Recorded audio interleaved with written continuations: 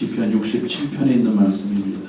1절부터 7절까지 이 말씀을 통해서 하나님의 원칙에 대해서 말씀을 드립니다. 오늘 성경 말씀에 보면은 모든 복은 하나님께서 주시는 것이고 저와 여러분은 하나님께서 복 주심으로 말미암아 살아가고 있다고 고백하고 있습니다. 오늘 저와 여러분이 하나님께서 복 주시는 은혜로 살고 있는 것을 믿으시면 아멘 하시기 바랍니다. 하나님께서 복을 주시지 않으면, 반대로 이야기하면 복을 주시지 않으면 우리는 정말 기쁨과 감사와 만족 속에 살 수가 없습니다. 여러분이 아침에 여러분이 나오신 것도 하나님께서 복 주심을 믿기 때문에 나오신 줄로 믿습니다. 만약에 여러분이 세상에 가서 아니면 누구를 만나서 모든 문제가 해결된다고 확신하고 있다면 여기 안 나오셨을 것입니다. 돈으로 해결된다고 여러분이 생각했다고 하면은 여러분은 돈을 벌러 가셨을 것입니다. 그러나 가장 중요한 것은 오늘 하루의 첫날 주님을 만나러 나온 것은 주님께서 내 모든 것이 되시고 주님께서 내 삶의 모든 문제의 해결자가 되심을 믿기 때문에 오늘 저와 여러분이 이 자리에 나온 줄로 믿습니다. 여러분의 믿음대로 오늘 주님께서 여러분의 문제를 해결하시고 여러분의 믿음대로 주님께서 주시는 복이 여러분에게 임할 수 있기를 주님의 이름으로 축원합니다. 그런데 성경 말씀을 보면은 하나님께서 우리에게 복 주시는데 그냥 막 주시는 것이 아닙니다. 하나님께서 우리에게 은혜를 베풀어 주시는데 그냥 막 은혜를 주시는 것이 아닙니다. 왜냐하면 하나님의 복과 하나님의 은혜는 귀한 것이기 때문에 아무에게나 아무렇게나 주시지 않습니다. 반드시 보면은 하나님께 복받을 자격이 있어야 되지만 하나님께서 복을 주시는 것을 받을 수가 있고, 무엇보다도 하나님께서는 복 주시는데 분명한 원칙이 있다고 하는 것입니다. 여러분, 이것을 모르고 내가 자격을 갖추지 않고 내가 하나님의 원칙을 모르고 무조건 복 달라고 하는 것은 그것은 기복입니다.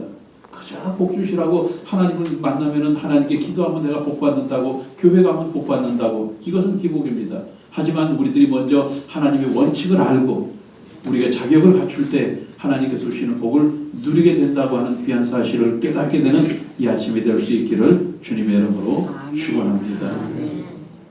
원칙주의자라고 하면 어떻게 보면 굉장히 눈물도 없고 피도 없고 이렇게 하는 것 같지만, 여러분 생각해 보십시오. 하나님께서 하라고 하신 것은 하고 하지 말라고 말씀하시는 것은 하지 않으면은 오히려 내가 영적으로도 자유로울 수 있고 또 하나님의 은혜 가운데서 눈치도 안 보고 하나님의 축복을 누릴 수가 있게 될 줄로 믿습니다.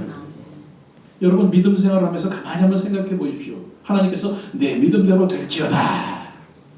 믿으면 그대로 될 거 아니에요. 그런데 믿을까 말까, 이것이 될까 안 될까 의심하고 안 믿으니까 문제가 생기는 겁니다. 주님께서 우리에게 뭐라고 말씀하셨어요? 할 수 있거든이 무슨 말이냐? 믿는 자에게는 능히 할 일이 없느니라 이렇게 말씀하셨는데, 맞아, 그래, 나는 믿는 자이기 때문에 능히 할 수 있는 일이 없고 다 할 수 있어 이렇게 생각하고 믿으면 되는데, 그것을 믿지 않으니까, 그대로 순종하지 않으니까 내가 걱정하고 염려하고 의심하게 되는 것입니다. 자, 원칙을 지키면은, 하나님의 원칙을 지키면은 우리들은 부정적인 삶을 살지 않을 수 있습니다. 하나님의 원칙을 지키면은 우리들은 긍정적인 삶을 살게 될 줄로 믿습니다. 능히 하지 못할 일이 없느니라. 우리는 능히 하지 못할 일이 없는 거예요. 그것을 믿으면은, 그대로 살기만 하면은 우리들은 모든 일이 다 할 수가 있는 거예요. 그런데 우리들이 그 원칙을 지키지 않기 때문에 우리들이 한숨을 짓고 염려하고 근심하고 걱정하고 좌절하고 실망하고 때로는 미워하고 살아가는 것입니다.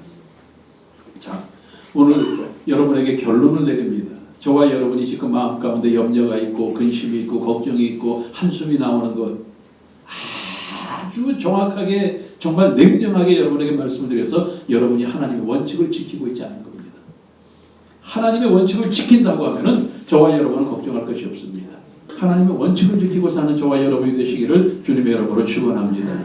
자, 그런데 원칙이라고 하는 것은 무엇입니까? 이것은 한마디로 하면 공식입니다.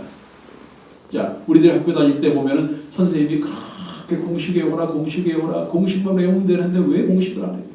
그런데 여러분 생각해 보십시오. 공식만 외우면 공식에 싹 집어넣으면 답이 나옵니까 안 나옵니까? 나와요.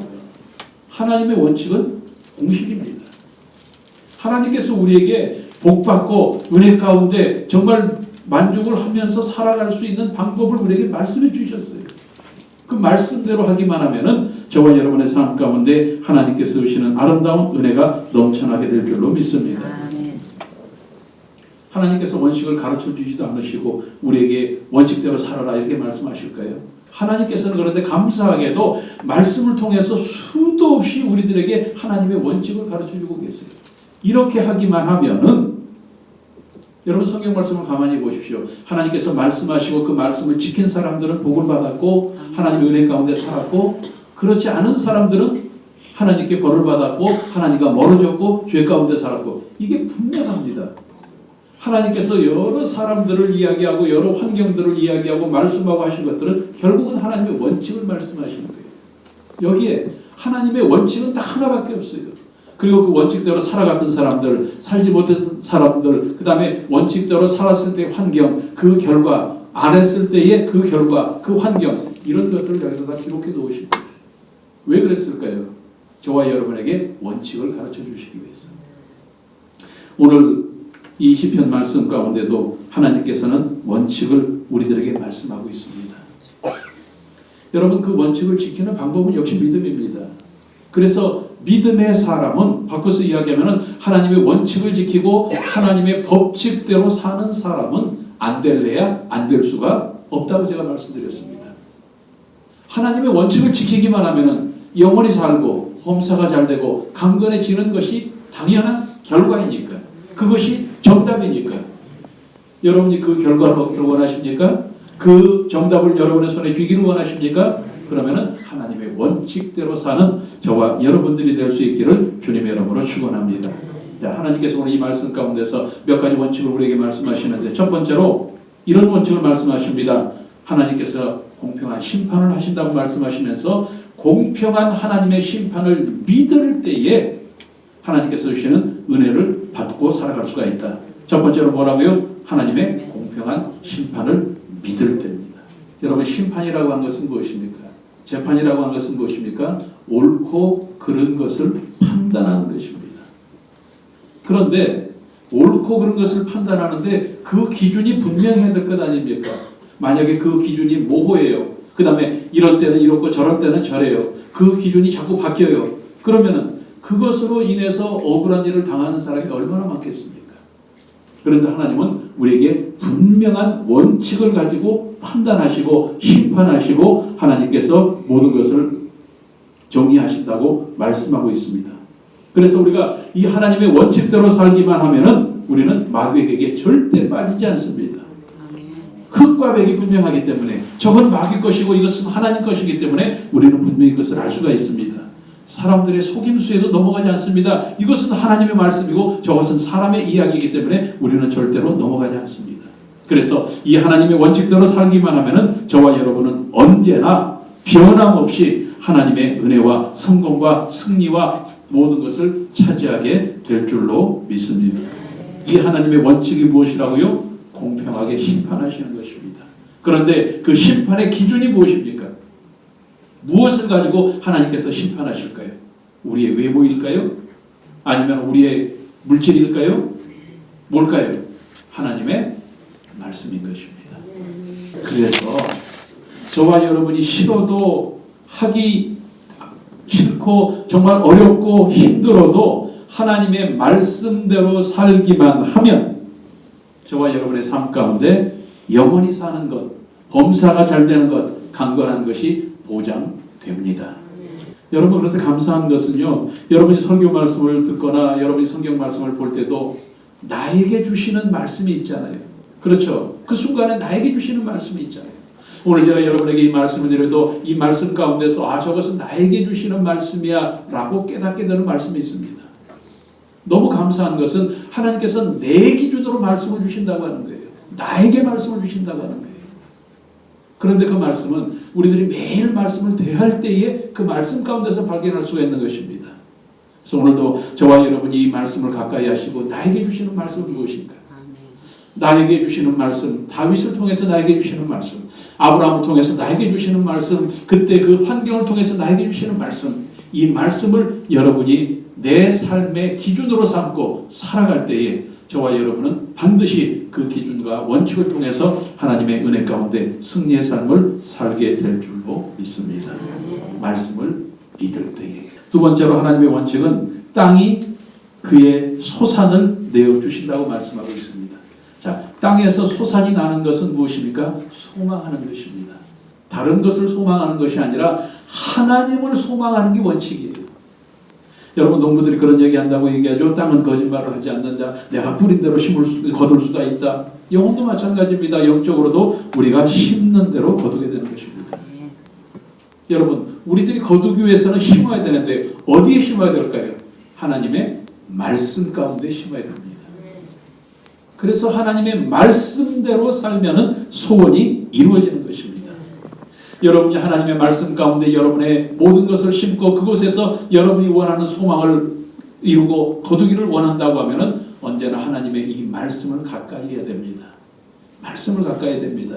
여러분 시편 1편 이하에 있는 말씀들을 우리들이 기억합니다. 복이 있는 사람은 악인들의 꾀를 따르지 아니하며 죄인들의 길에 서지 아니하며 오만한 자의 자리에 앉지 아니하고 오직 야훼의 율법을 어떻게?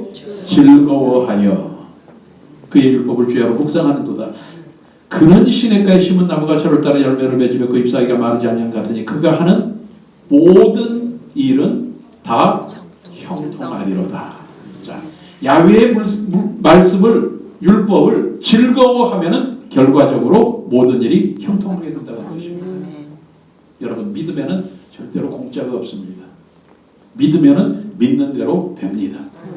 말씀을 가까이 하면은 말씀 속에서 여러분의 소망의 결과가 이루어집니다. 말씀을 가까이 하는 저와 여러분이 될 수 있기를 주님의 이름으로 축원합니다. 자, 말씀을 가까이 한다고 하는 것은 무엇입니까? 말씀을 가까이 한다고 하는 것은 말씀대로 사는 것입니다.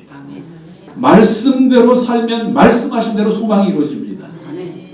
말씀을 믿으면은 그 믿음의 결과가 내 손에 내 생활 가운데 나타납니다. 말씀을 부여잡고 기도하면은 그 기도한 대로 응답받게 되는 것입니다. 그래서 우리는 말씀을 가까이 해야 되는데 말씀을 가까이 한다고 하는 것은 무엇입니까? 말씀대로 사는 것이고 말씀을 실천하는 것이라고 말씀드렸습니다. 결론적으로 예수님을 잘 믿는 것입니다. 여러분 말세라고 많은 사람들이 이야기하죠. 자, 마지막 때 여러분 어떤 때가 마지막 때일 것 같습니까? 물론 주님 오시는 때죠. 어떤 때가 마지막 때일까요? 마지막 때가 되면은 물론 우리들은 주님이 오시기 때문에 우리들은 들려 올라가고 우리들은 주님과 함께 삽니다. 믿습니까? 자, 그럼 마귀는 어떻게 될까요? 마귀는 무적행에 간다. 그래. 마귀는 그래. 그렇게 해서 모든 것이 끝난다. 자, 여러분 마지막이라고 하는 것은 우리에게는 소망입니까? 아닙니까? 마귀에게는 네? 최고의 절망이잖아요. 여러분 마지막이기 때문에 우리는 최선을 다해서 소망을 가져야 되지만 마귀는 최악의 발악을 해야 되는 것입니다. 마지막 때라고 하는 것을 여러분 쉽게 생각하지 마십시오.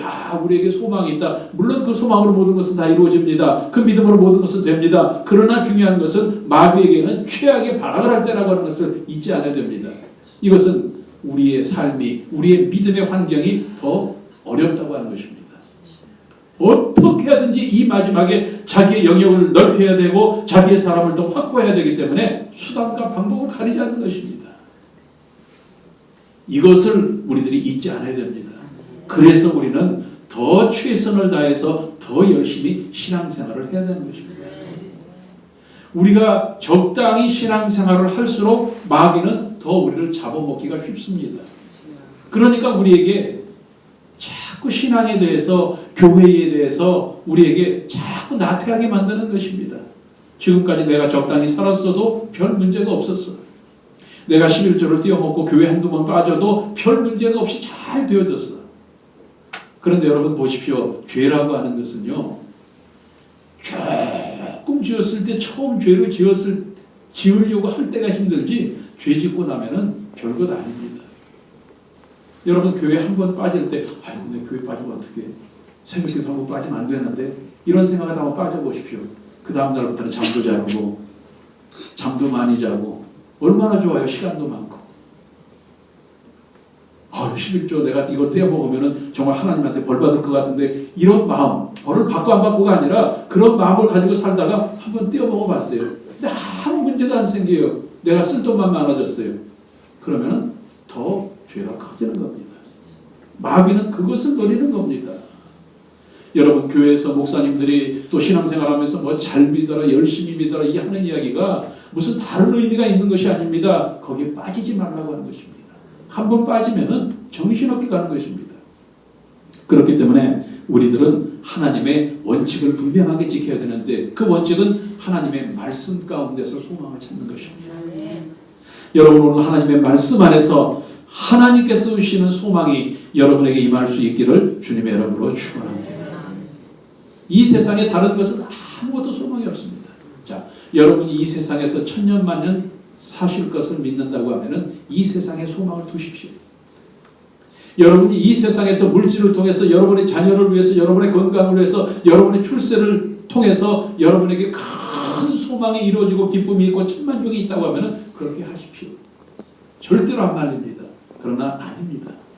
진짜로 우리에게 참 소망은 오직 하나님의 말씀 가운데 있습니다. 아멘. 오늘 이 말씀을 가까이 함으로 말미암아 여러분, 하나님께서 말씀을 통해서 우리에게 주시는 소산이 여러분의 삶 속에 잘 되어짐으로 넘쳐날 수 있기를 주님의 이름으로 축원합니다. 하나님의 원칙 두 번째는 하나님의 말씀 가운데서 소망을 찾는 것입니다.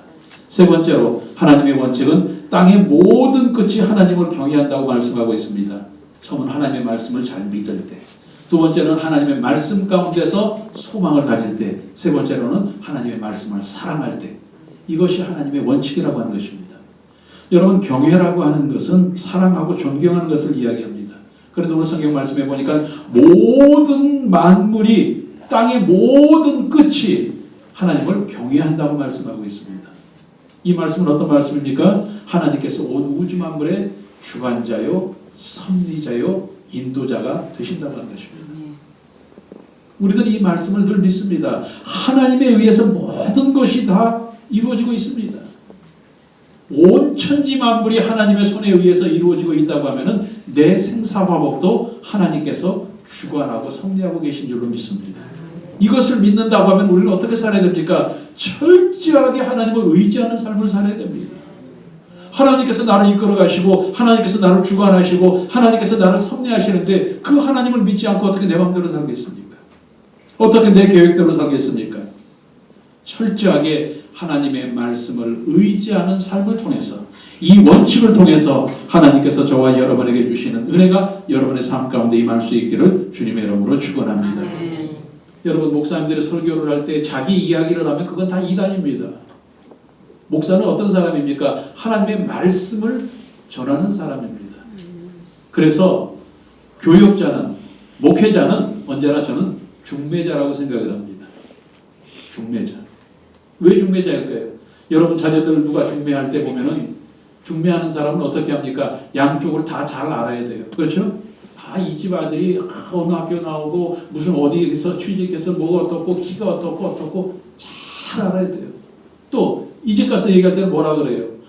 그 집 딸이 뭐가 어떻고 뭐 미스코리아 같이 생겼고 뭐가 어떻고 착하고 잘 알아야 돼요.